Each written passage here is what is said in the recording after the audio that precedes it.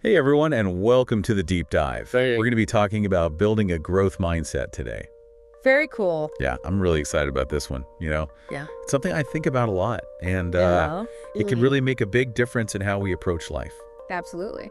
So we've got a lot of great sources to dig into today. Oh, yeah. We've got an article from Psychology Today, some strategies from Heart Mind Online, a Medium article with personal stories, Okay. and even a Forbes piece on how a growth mindset can help you in business. Whoa, that's a lot of ground to cover. It is, but I think we can handle it right. Absolutely. Let's dive in. All right, so first up, Psychology Today. Okay. This article starts with a really amazing story. Mhm. The author talks about how just 10 years ago, she was working a minimum wage job in retail, Wow. and now she has a PhD from Berkeley, and she's a published writer. That's incredible. What a transformation. It really is, and she credits a lot of her success to having a growth mindset. Makes up. And so the article goes on to define what a growth mindset is. It's the belief that our abilities and intelligence can be developed. Oh, okay. So it's not like you're stuck with what you're born with. Exactly. It's the opposite of that. It's the belief that you can always grow and learn and get better at things. I like that. Yeah, me too. And the article does a really good job of contrasting a growth mindset with what they call a fixed mindset. And what's that?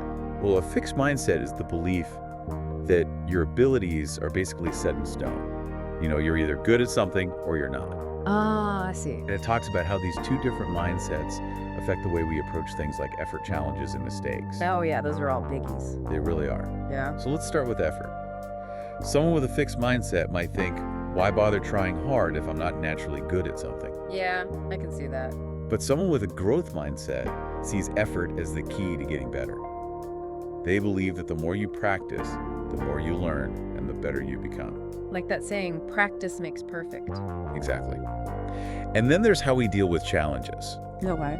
Imagine you're faced with a really tough task at work or in your personal life. Someone with a fixed mindset might feel threatened by that challenge. Yeah, they might worry about failing. Exactly. And they might even avoid the challenge altogether. But someone with a growth mindset would see it differently. Totally. They'd see that challenge as a chance to learn and grow. Like an opportunity to push themselves. Exactly. And they'd be more likely to embrace the challenge head on. That's a much more positive way to look at it. It is. And then, of course, there's mistakes. Yeah, we all make them. We do. And it's how we view those mistakes that really matters. So how does a growth mindset change how we see mistakes? Someone with a fixed mindset might see a mistake as proof that they're not good enough. Yeah, they might get discouraged or give up. Exactly. But someone with a growth mindset sees mistakes as valuable feedback. They help us figure out what we need to work on. Oh, so it's like mistakes are part of the learning process. That's exactly it. Yeah. It's all about learning from our mistakes and using them to improve. I like that perspective. Me too. Yeah. And this Psychology Today article actually gives us 15 specific ways to start building a growth mindset. 15. That's a lot. It is. There are tons of great tips. But one that I thought was really interesting was this idea of embracing imperfection. Embracing imperfection, what does that mean? Well, it means letting go of the need to be perfect all the time. We live in a world where there's so much pressure to be perfect. Oh yeah, with social media and everything. Exactly. But this article is saying that it's okay to not be perfect, that our imperfections are part of what makes us unique. I think that's a really important message. Me too. And it ties in with something else the article talks about, which is paying attention to our self-talk. Self-talk, like the things we say to ourselves in our heads. Yeah, exactly. It's so easy to get caught up in negative self-talk, like I'm not good enough or I can't do this. Oh yeah, I do that all the time. I think we all do. But the article suggests that we try to replace those negative thoughts with more positive and encouraging ones. So instead of saying, I'm terrible at this, I might say, I'm still learning, but I'm getting better. Exactly. It's like being your own cheerleader. That's a great way to put it. And it can really make a difference in how we feel about ourselves and how we approach challenges. So we've talked about a lot of different aspects of a growth mindset, but how does this connect to our overall well-being? That's a great question, and that's where our next source comes in, Heart Mind Online. Okay. This source talks about the link between a growth mindset and well-being, and it focuses on something called neuroplasticity. Neuroplasticity, that sounds complicated. It sounds a bit intimidating, but it's actually a really cool idea. It basically means that our brains can change and adapt throughout our lives. So our brains aren't fixed. Exactly. They're constantly changing and growing based on our experiences and our efforts. So are you saying we can actually rewire our brains? In a way, yes.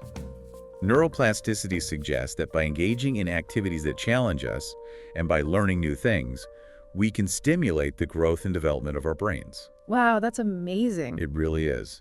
And HeartMind Online offers 6 strategies for building a growth mindset. And one of them really stood out to me. It's this idea of embracing mistakes as opportunities to learn. That sounds familiar. Yeah, it's similar to what we talk about with the Psychology Today article.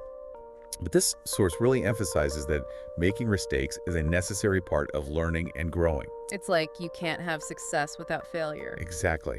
They even share this quote from Thomas Edison. He said, "I haven't failed. I've just found 10,000 ways that won't work." That's a great quote. It is. And it really highlights how important it is to view mistakes as opportunities for learning rather than as setbacks. So how do we actually do that? How do we embrace mistakes? Well, one way is to try to shift our language. A little trick they suggest is to add the word yet to the end of a sentence when we're struggling with something. So instead of saying, I can't do this, you would say, I can't do this yet. Exactly. It's a small change, but it can make a big difference in how we approach challenges.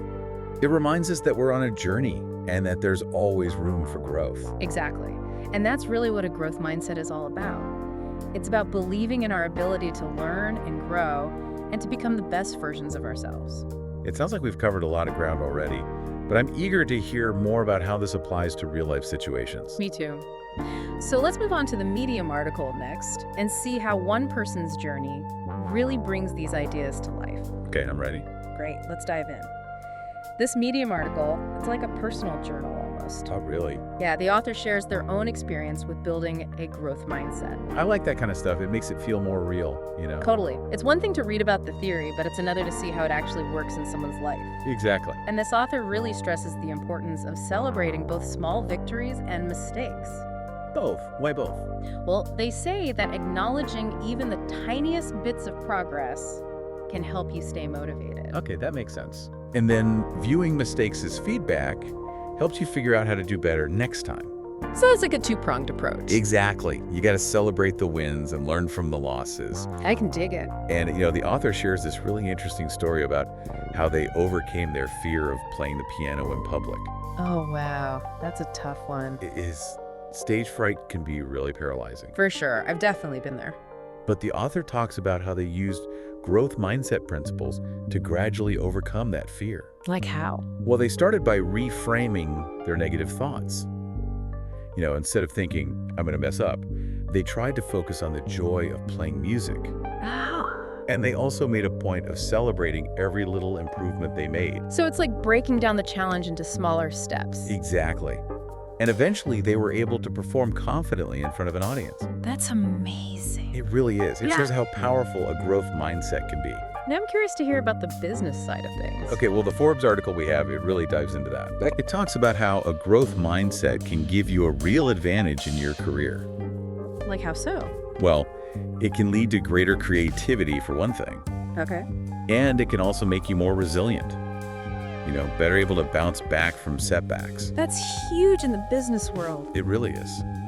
And then there's the willingness to learn from others.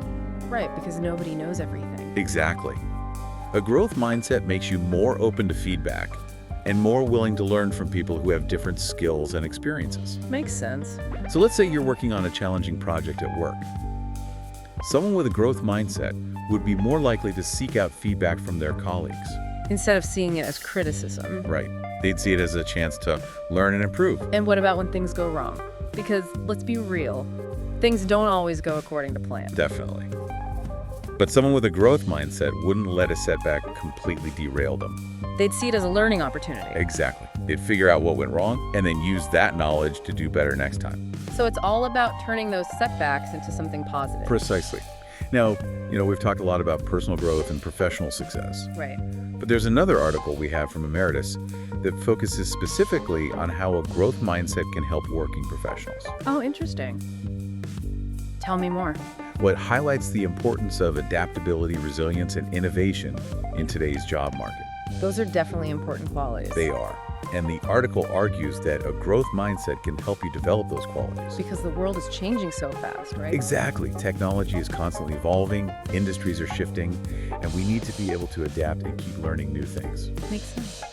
And this article really emphasizes that no matter how experienced you are, there's always more to learn. So it's like a never-ending journey. It is. And a growth mindset helps you embrace that journey with enthusiasm and curiosity. I like that. Me too. Now, before we move on, I wanted to mention one more source. Okay. It's from FutureLearn, and it brought up something that I think is really important to keep in mind.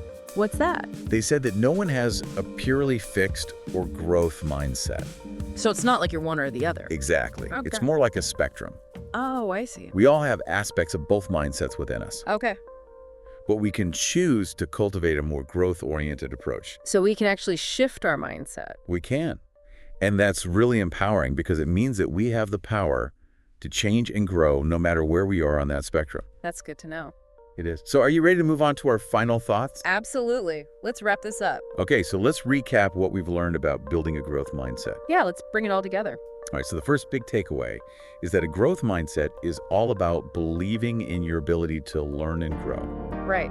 It's not about being fixed. It's about knowing you can always improve. Exactly. And that applies to pretty much every area of life. From personal goals to professional achievements. Totally. And another key point is that challenges are actually opportunities for growth. Yeah, they're not something to be afraid of. Exactly. Instead of avoiding challenges, we should embrace them because that's where the real learning happens. I like that perspective. Me too. And then, of course, there are mistakes. Ugh, mistakes. I know, but remember, with a growth mindset, mistakes are just valuable feedback. Okay, so they're not the end of the world.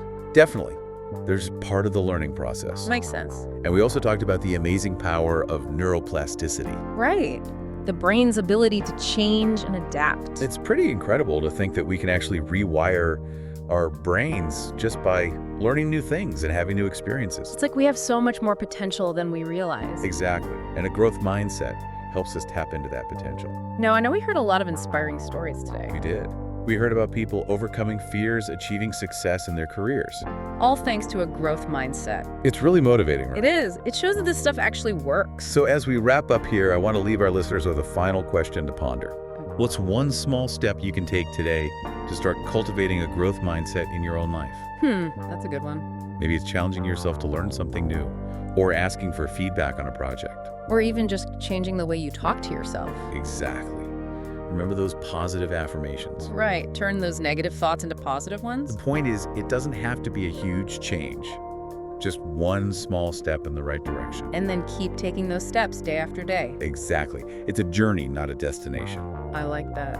So keep those minds curious, keep those mindsets growing, and we'll see you on our next deep dive.